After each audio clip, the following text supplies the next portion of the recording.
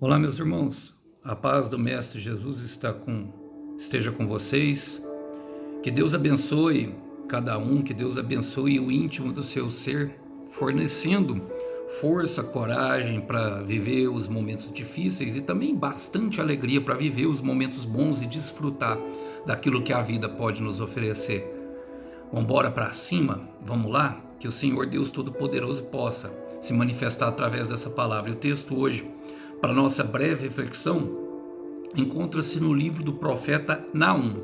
Quero ler com vocês apenas um versículo. Naum, capítulo 1, versículo 7. Diz assim: O Senhor é bom, é forte refúgio quando vem a aflição. Está perto dos que nele confiam. Glória a Deus. Irmãos, o profeta Naum profetizou numa época bastante difícil. Era numa época de uma iminente invasão, na verdade, de Nínive, que era a capital da Assíria. O mesmo inimigo que tinha que tinha conquistado eles em 722, a época justamente do cativeiro babilônico, da época que for levado Daniel e foram levados todos os outros ali que Ezequiel e Jeremias profetizaram. É justamente a época do exílio babilônico. Então eles estavam talvez ali num período de regresso, e o mesmo inimigo estava tentando entrar novamente. E o que acontecia naqueles momentos era bastante angustiante, era o que eles chamavam de o dia da angústia. Eles vinham, como se relata ali em Isaías capítulo 36, cercava toda a cidade e começavam a anunciar os seus terrores. Mas antes, até chegar ali e fazer todo o sítio, todo o estádio de sítio e cercar e forçar ali a cidade a se render, a se entregar por conta própria, eles deixavam um rastro de sangue e destruição por onde passavam. Era um exército bastante sangrento, um exército bastante maldoso. Decepavam as cabeças, cortavam os braços e ficavam carregando aquilo como troféu com um simples propósito: colocar medo no adversário. E Naum estava profetizando justamente ali aquilo que seria as sementes de julgamento da Síria, daqueles que foram os opressores de Israel. Sim, não é porque o inimigo, irmão, Deus permite tocar que não haverá julgamento com eles. Não, não, não. Deus, ele julga todos, e ele é imparcial quando a questão é julgamento. Mediante isso eu quero fazer as aplicações, porque esse versículo fala de nós, que confiamos nele. Vamos lá? Começa falando assim, ó: o Senhor é bom. Irmão, essa é uma informação bastante valiosa. É uma informação que nós precisamos carregar. Jamais perca de vista, meu irmão, isso. Jamais perca de bom vista. O Senhor não se torna bom. O Senhor não está bom, não é um estado, uma emoção. Faz parte da essência de Deus, bondade. O Senhor é bom. Ser bom é ser. Não é um estado, não é algo que é passageiro.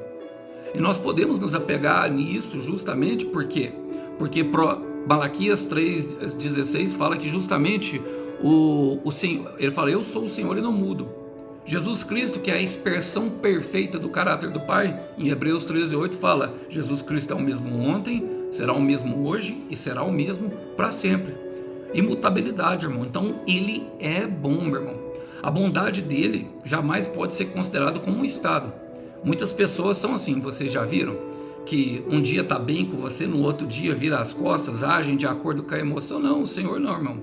O Senhor, apesar de demonstrar emoções, ele não se move pelas emoções. Nós devemos ser parecidos com ele. Esses dias, o Noah, meu filho, ele mentiu para mim, e eu vi que ele estava sob o efeito do medo. Ele estava com medo do meu julgamento, do meu castigo, por eu ser pai. Ele me respeita bastante.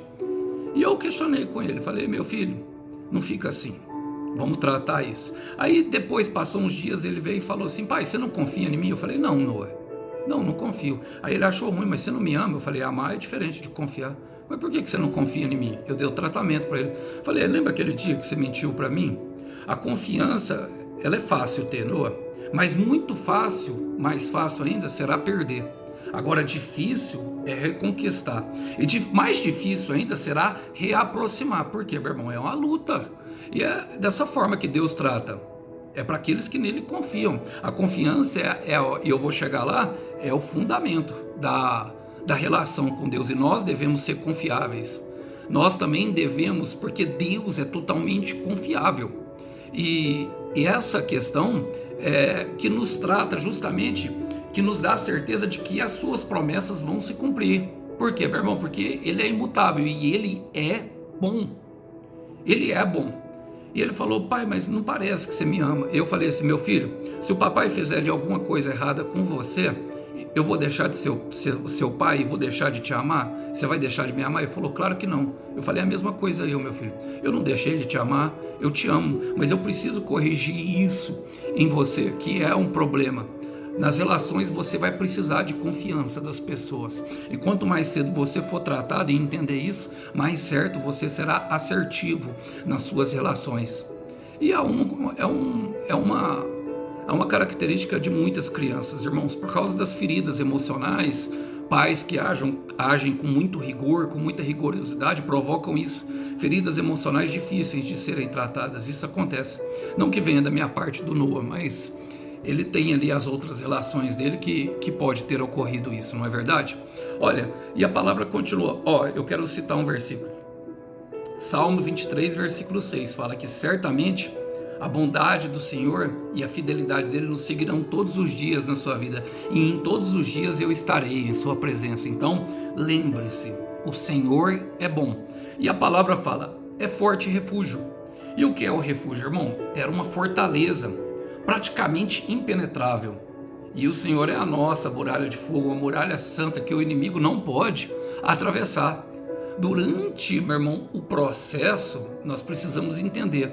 Nós vamos estar escondidos justamente dentro dessa fortaleza. Mas para quem? Para quem aceitou o propósito de Cristo. Para quem aceitou matar o seu velho eu. Para quem justamente colocou-se debaixo das asas do Onipotente, como está escrito em Salmo 91, versículo 1. Logicamente, nós cometeremos erros, irmãos, no processo, mas Deus não comete erros e Ele sabe das nossas fraquezas. Qual que é o segredo, Alisson? Se entregar ao propósito. Se entregar ao propósito. Colossenses 3, versículo 3 diz: porque vocês já morreram e agora a sua vida está escondida em Cristo e em Deus. E pensa num lugar, irmão, onde o inimigo não pode tocar. Pensa num lugar, é como se tivesse uma redoma impenetrável ao redor de nós, irmãos. Agora, logicamente, isso vem através de intimidade, de um momento de reconhecimento de fraquezas, sabe, de não querer viver pela aparência. Se tem algo que o Senhor tem muita dificuldade, irmão, é a hipocrisia. Nós vemos isso, um capítulo inteirinho, ele dissertando ali para os fariseus em Mateus capítulo 23. E ali tem alguns comportamentos hipócritas a qual o Senhor rejeita. E nós devemos lutar bravamente justo contra ele. A mudança em Cristo, ela não se dá somente pela aparência. Ela é primeiro no íntimo do nosso ser, primeiro no nosso interior e depois através de nós. Quem troca de pele é serpente. Então, quando nós vivemos uma vida de propósito com Deus, estamos escondidos nele e o inimigo não pode tocar, ele se torna a nossa fortaleza, irmão. E que quando que isso vai resolver, irmão? Justamente quando nós estamos passando por processo, porque teremos momentos de aflição. Ele fala justamente, olha o que ele fala: quando vem a aflição. E quando é que vem a aflição? Quando é que vem o sofrimento, irmão? Quando é que vem? É justamente quando Satanás quer crescer, quando nós estamos fracos. Satanás nunca vai chegar perto de nós, irmãos, quando nós estivermos fortes, quando nós estivermos saindo do culto. Eu tenho muita dificuldade, irmão, com quem não reconhece fraqueza, sabe? Com quem sempre aparenta estar forte. Eu tenho muita dificuldade mesmo, sabe por quê? Porque eu conheço as minhas fraquezas. Logicamente, irmão, não saio expondo elas para todo mundo. Exponho algumas aqui para vocês que são pertinentes ao texto e não tenho medo nenhum disso. Sabe por quê? Porque eu estou escondido nele. Estou escondido nele. Satanás não pode tocar, irmão. E por mais que ele permita alguma coisa, alguma dificuldade, alguma aflição, eu tenho plena convicção. É para um bem maior, para um propósito que será cumprido e para que ele tenha justamente a minha confiança de que ele vai agir. Por quê? Salmo 46, versículo 1. O Senhor é socorro bem presente no dia da angústia. Esses israelitas estavam vivendo isso, irmão. Imagina, o mesmo inimigo, a mesma coisa. Imagina, logo depois do cativeiro babilônico, sabe, o terror de guerra, dominando as mentes dos israelitas, dominando toda a nação, estupro, morte, eles pegavam e colocavam assim os reis, inclusive aquele Manassés, que conta a história dele do gancho, é justamente por esse rei aqui, que era o líder ali da incursão de Nínive, justamente, que estava acontecendo. Arsubanipal, penduravam, ele que pendurou o rei Manassés, que conduziu ele a um arrependimento muito grande. Deus permitia justamente por causa disso. Por quê? Porque o rei influenciava os israelitas a pecarem. Era um rei idólatra. Então Deus permite todas as coisas. Por quê, meu irmão? Mas agora nós precisamos entender por quê, irmão. Quando a aflição vier, e aí nós podemos escolher o quê? Passar a aflição com Deus ou sem Deus. Por quê?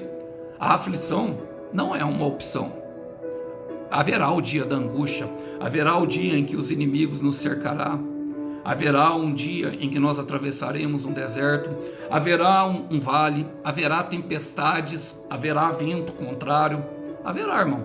Quando? Quando é advérbio de tempo. Talvez você esteja olhando pro Facebook, pro Instagram, e está vendo todo mundo feliz lá. E esse é o problema, porque aí nós entramos na comparação. Parece que coisa ruim acontece só comigo. Irmão, eu não acredito na vida feliz do Instagram e do Facebook. A internet é fonte de fantasia e o diabo, o seu mestre, é o que opera ali dentro. Por isso eu desfiz das minhas redes, já falei isso para vocês e eu já até cansei de falar. Desfaçam as suas redes sociais, ali não tem nada, irmão. Não vai ter carnaval no céu, não vai ter Instagram no céu, não vai ter Facebook no céu. E o meu ídolo não tem nem Facebook e nem Instagram.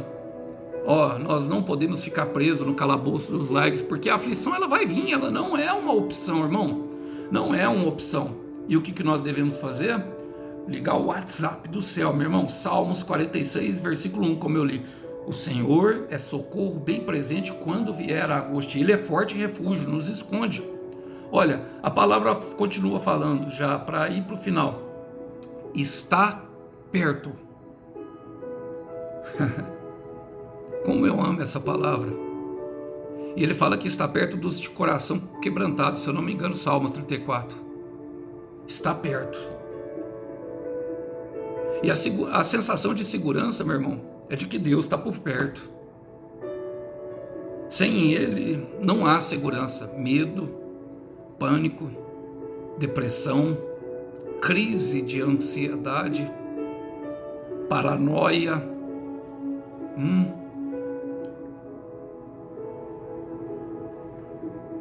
E a gente tem que fugir, meu irmão, dessas psicoses que tentam invadir a nossa mente. Como?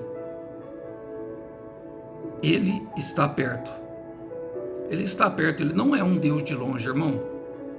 Ele não está ausente na nossa aflição. Jesus fala em Mateus, João 16:33, no mundo terás aflições, mas eu digo isso para que em mim tenhais paz. Em mim tenhais paz. Eu venci o mundo. A cruz de Cristo nos fortalece a viver desertos. A cruz de Cristo nos fortalece a viver tempestades. A cruz de Cristo nos fornece paz no meio do vale. A cruz de Cristo nos fornece paz no dia da angústia, nos protege. É a paz que vem de Cristo. Ele não é um Deus que está de longe, irmão. Jamais, jamais, jamais. Eu gosto de um versículo que está em Atos capítulo 17, se eu não me engano, no versículo 27. Olha o que o apóstolo Paulo fala para os epicureus e os estoicos, que eram os homens que procuravam o sentido da vida ali em Atenas, numa escola grega de filosofia.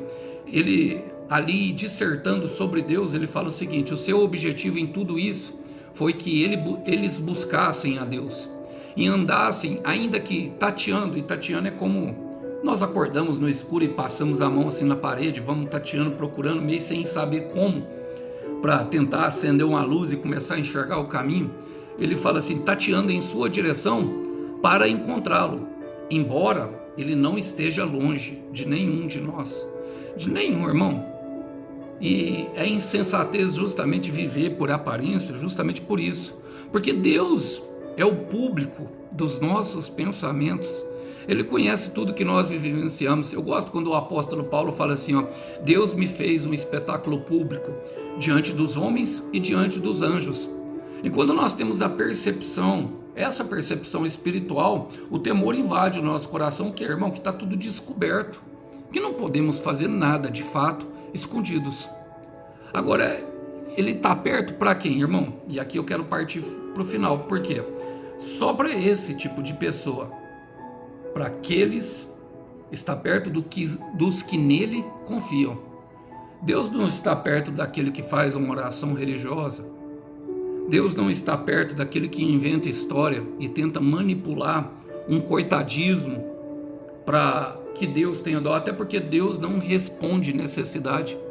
Se fosse assim, irmão, não teria mendigos no mundo. E muitas vezes as pessoas deixam de acreditar, falam assim, se Deus existe, por que tem tanta maldade? Primeiro, livre-arbítrio. Segundo, justamente isso é a culpa. Por quê? Deus fez esse mundo, irmão, e entregou ao governo do homem. E o que o homem fez? Entregou ele a Satanás. O governo está o mundo jaz no maligno. O próprio Senhor Jesus fala que o governante desse mundo seria derrotado, está lá em João capítulo 16, vocês podem ler. Em Salmo 86, se eu não me engano, Deus fez o mundo, fala que Deus fez o mundo e entregou o governo para o homem. Então qual que é a consequência do caos? As nossas escolhas, as nossas paixões, os nossos maus desejos, as nossas más decisões, os nossos muitos passos errados, os nossos muitos pecados. E Deus só pode agir mediante a confiança que nós temos dele, meu irmão. A confiança é o fundamento, lembra que eu falei? A confiança, todo relacionamento, irmão, todo relacionamento. Vocês percebem que, por exemplo, com Judas, ele teria salvação se ele esperasse 3 dias. Se ele confiasse de fato, ele vendeu Jesus por quê, irmão? Por que ele traiu Jesus? Porque ele não confiava que Jesus era o Messias, o dono de tudo, e poderia dar, não suportou o processo. Quis fazer com a própria mão. Achou ruim quando começou a lavar o pé dos discípulos ali. Começou a falar algumas coisas, e assim somos nós com Deus. Começamos a fazer biquinho quando ele não faz o que a gente quer. Porque nós em todo tempo tentamos manipular Deus a fazer a nossa vontade, enquanto ele está falando, a minha vontade é boa, perfeita e agradável. E você vai amar quando você viver ela. Quando eu te entregar, você vai estar preparado para viver de fato a minha vontade. Mas nós não confiamos, irmão, e a confiança ela é de fato conquistada. E Deus é um Deus tão amoroso que ele vem de pouquinho em pouquinho conquistando a nossa confiança, mas ela é o fundamento e ele espera que nós venhamos a retribuir. Como o caso que eu contei para vocês aqui do Noah. O meu filho ele tem muito respeito por mim e ele entende, sabe? Eu sei que algumas feridas emocionais nos levam justamente a cometer algumas atrocidades. E as atrocidades elas deixam marcas registradas. Às vezes é um pai embriagado e uma filha abusada, deixando para trás uma mãe com 5 filhos necessitados, sabe? Sem dinheiro. Por quê? Porque era a vontade dele se submeter a esse tipo de coisa. Agora, é para aqueles que nele confiam, irmão. É para aqueles que nele confiam.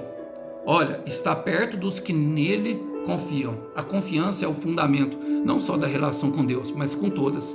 Olha, eu até amo as pessoas que eu não confio, mas a minha confiança eu aprendi a distribuir bem, porque o próprio Senhor me ensinou.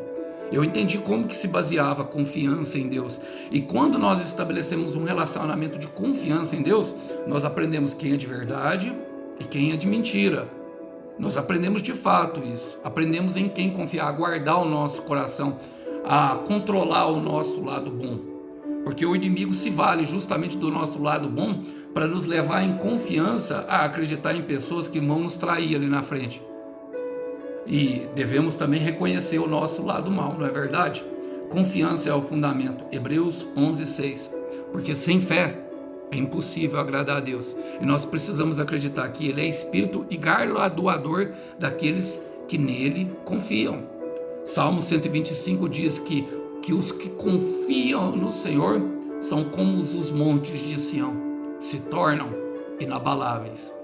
E que o Senhor Deus nosso, Deus Todo-Poderoso, possa nos levar justamente a esse lugar de plena confiança, para que estejamos plenamente aptos a viver a sua vontade, que é boa, perfeita e agradável, a viver promessa, sem manipulações, sem máscaras, sem receios, apenas com a verdade.